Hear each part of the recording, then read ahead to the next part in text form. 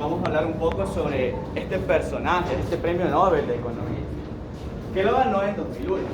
Aquí les he compartido uno de sus, por así decirlo, más reconocidos blogs, ¿no? Que es un economista y profesor estadounidense, ganó la medalla John Bates Clark, el Nobel de Economía, y sobre todo fue el economista más citado del mundo en 2008. Ahora, este señor es conocido por su crítica hacia la globalización y también a entidades como el FMI o el Banco Mundial. Sin embargo, quiero compartirles la línea de pensamiento de esta persona, que es la nueva economía keynesiana. Ya hemos visto ese tema. ¿Qué es lo que pasa? Que este economista decía que, como ya sabemos, el mercado existen imperfecciones. No compartía mucho el tema de las más difíciles de Adam Smith. Y la teoría por lo cual él ganó ese Nobel de Economía y que fue muy popular fue la teoría de la asimetría informativa. Mucho ojo con ese nombre. ¿Y qué significa esto? Señala que los mercados no funcionan adecuadamente cuando la información no es perfecta. Cuando uno de los dos agentes económicos conoce más del producto que el otro o tiene algún dato relevante. Vamos a empezar con lo que es la explicación del libro. Esta frase es clave y esencial para que ustedes tengan la idea y puedan entender hacia dónde va el libro. El 1% de la población tiene lo que el 99% necesita. Vamos para el capítulo 1. El problema de Estados Unidos es como el 1%. Estamos en la materia de historia del pensamiento económico. Hablemos de historia. La crisis económica. En este capítulo nos especializamos en las crisis de 2007 y 2008. ¿Y qué pasa aquí? Como ustedes sabrán, hubo una crisis financiera la cual generó ahorros perdidos, aumentos de desempleo y muchas deudas. Pero sobre todo algo muy importante, un disparo de la desigualdad. Y esto aquí lleva a la teoría de Argote. ¿Qué quiere decir la teoría de Argote? La riqueza se acumula en la parte de arriba, es decir, donde está la gente más poderosa, y migajitas, por así decirlo, le caen a la gente más pobre. Quiero que vean las estadísticas de lo que es el tema de la riqueza, y para que vean que no es mentira, con estadísticas se ve cómo Estados Unidos, porque este es el país en el que más se centra el autor, demuestra que existe una mayor desigualdad. A nosotros nos muestran que Estados Unidos es un país de oportunidades, que es un país muy rico, que es un país donde no existe miseria y pobreza, pero no es así. Fíjense en el mapa mundi y vean cómo está Europa, que son países desarrollados, cómo está Canadá y cómo está Estados Unidos. Y miren nuestra región. Entonces, por los colores se pueden dar cuenta que el tema de desigualdad sí es fuertecito en Estados Unidos. Yo tengo un compañero aquí que, si no me equivoco, hizo un viaje a Estados Unidos, ¿verdad? Lo que tú ves aquí es cierto. Sí, esa nota siempre pasa todavía las calles. Bueno, algunos conocerán lo que es la ciudad de Detroit y otros Manhattan y se darán cuenta del gran contraste que hay, porque es muy notorio. En Miami también. Pero Nueva York también. vamos a aplicarlo en nuestro país. Les pregunto, ¿a qué estamos haciendo referencia aquí? ¿Qué pasó? Porque hablamos de una crisis en Estados Unidos. ¿Y aquí hubo crisis o no? Sí. El feriado bancario. Y pueden darse cuenta por las imágenes, los titulares, o por los periódicos. Incluso, creo que por aquí dice que hubo 2 suicidios en solo 4 días por toda esta crisis económica. ¿Qué es lo que quiero darles a entender? Que esas crisis económicas lo único que hacen es abrir la brecha de desigualdad. Porque los ricos se terminaron beneficiando más y los pobres más. En nuestro país, mucha gente perdió sus ahorros, sus ingresos, tuvo que emigrar y en sí tuvieron una vida fatal y algunos hasta terminaron con su vida. Vamos ahora con el capítulo 2. La búsqueda de rentas y creación de una sociedad desigual. ¿Se acuerdan que les nombré el tema de asimetría de información? Bien. Nuestro Nobel de Economía lo que daba a entender con esto es una falla en el mercado. Como lo expliqué antes, si uno de los dos agentes posee más información que el otro, se produce dicha falla.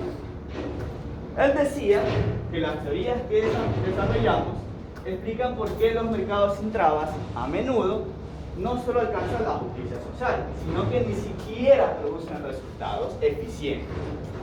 Como les mencioné, él no era muy creyente de eso de las manos invisibles de Adam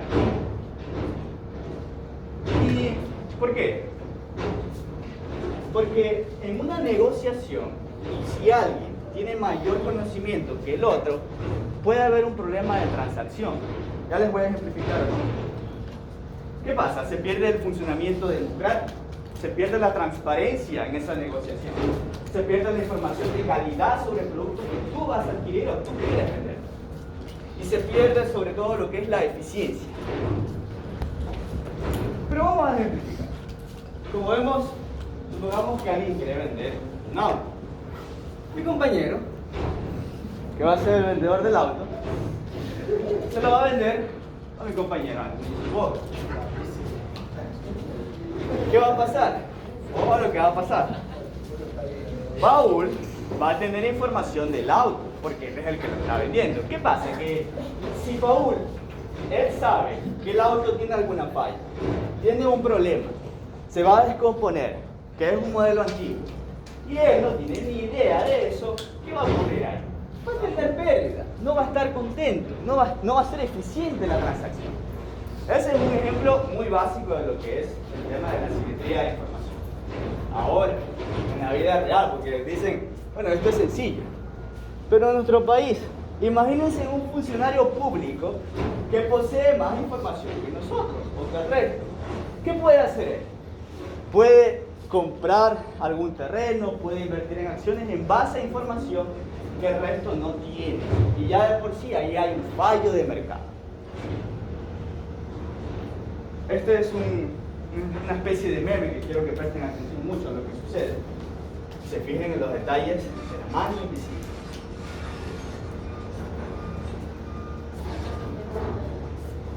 Bueno, vamos al capítulo 3, los mercados y la desigualdad. El tema del empleo y el desempleo. Lo que es la globalización, un fenómeno mundial que nos cambió a todos. ¿Qué sucede? Que esta globalización fue más sobre el flujo de capital, sobre el consumo, sobre el producto, pero no fue sobre lo que viene siendo la movilidad de la fuerza laboral. Imagínense un escenario donde en vez de que haya más flujo de capital, existan mejor trabajadores cualificados. ¿Qué tiene que ver todo esto con el desempleo? Muy bien, los salarios, según el Nobel de Economía en su libro, mencionan que desde los 80 han caído en la mitad de los países desarrollados.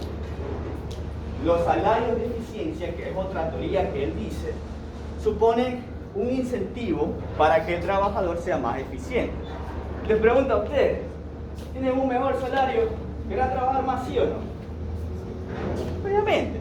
Y con el tema de desempleo entra en juego de que ese trabajador, como está contento con su salario, no se arriesga a buscar otro trabajo, porque probablemente lo pierda, porque no va a ser productivo, no va a ser eficiente si le están pagando poco. Ahora vamos con lo que es lo que genera todo esto. Genera una baja posibilidad de pagarse una mejor educación. Esta es una escalera. ¿Qué lleva esto? Una baja cualificación, que va a llevar a una subsistencia. Es decir, como tiene pocos recursos, pocos ingresos, a duras penas alcanza para subsistir, ni siquiera para vivir, solo para subsistir. Y esto nos va a llevar precisamente a la desigualdad. Ahora, yo creo que se ha escuchado mucho el tema de Qatar, cómo han sido explotados los trabajadores. ¿Alguien tiene algún conocimiento de eso? ¿Alguna idea? ¿La cifra quizás? Supongo que lo han oído en noticias. Bueno, la idea de todo esto es que ustedes se den cuenta en la vida real que esto sucede, en el tiempo actual, es reciente. Pero, ¿por qué es importante el tema de la cualificación, el tema de mejores salarios? ¿Por qué es importante que no exista esa desigualdad? Porque allá afuera en las calles es probable que exista una persona que tenga un talento, sea químico, sea biológico, en cualquier ciencia, sea matemático, sea artístico, Hay artistas de la calle que seguro ustedes han visto que se ponen a cantar, a rapear, y son personas que tienen un talento en la mente y que no son aprovechados. Personas que te hacen reír, que te cuentan un chiste, son personas que de todas formas contribuyen. Quizás hay alguna persona que esté en la calle que sea muy bueno en la informática o que quiera ser médico y de alguna otra forma esa desigualdad no permite que sea productivo. Esto es una pérdida para el país. Imagínense que quizás salgamos de la universidad y veamos a alguien ahí en la calle. Esa persona en algún momento, si hubiera explotado ese talento, tenía la capacidad para hacer un cambio en el país. Bien, el capítulo 5, el capítulo final, porque lo que yo les estoy exponiendo es una primera parte. Una democracia en Berlín ya no significa nada para ustedes, para todo el país, elegir un representante. No tienen ninguna devoción ir porque tienen desconfianza, miedo de que les hagan lo mismo. ¿Qué pasa en esta ocasión? Hay un poco de involucramiento en lo que es democracia y política. Bien lo decía, creo, el profesor de ayer, los jóvenes no quieren involucrarse en política. ¿Qué pasa aquí? Que se pierde esa confianza en el capital social. Es decir, ustedes no se involucran, no se empapan de información, no conocen sobre los candidatos.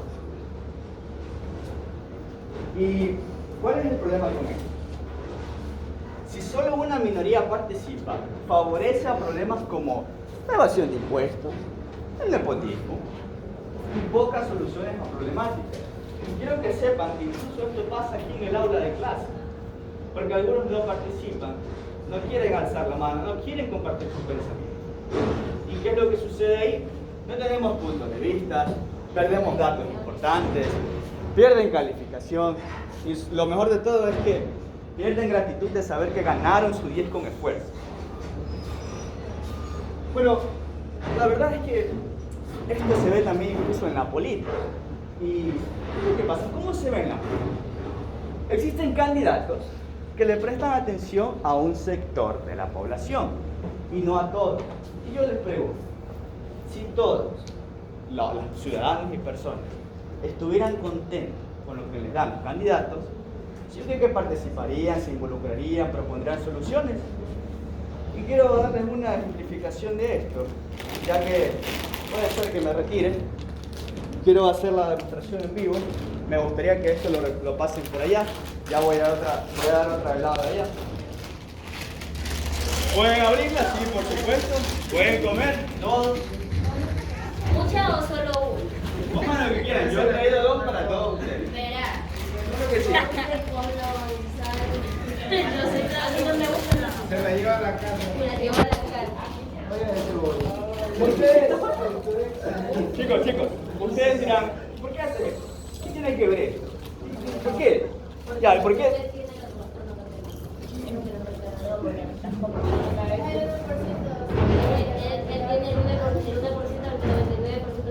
Si yo trajera una funda y comparto con esta fila o comparto solo con el grupo de adelante, ¿qué pasa con las personas atrás? No se involucran. ¿Y qué les acabo de decir? Que si no se involucran, no existe participación, pierden información y no se motivan ni siquiera a estudiar. Pero si están relajados y están comiendo papitas, obviamente que van a estar bien y se van a sentir contentos para participar. Entonces,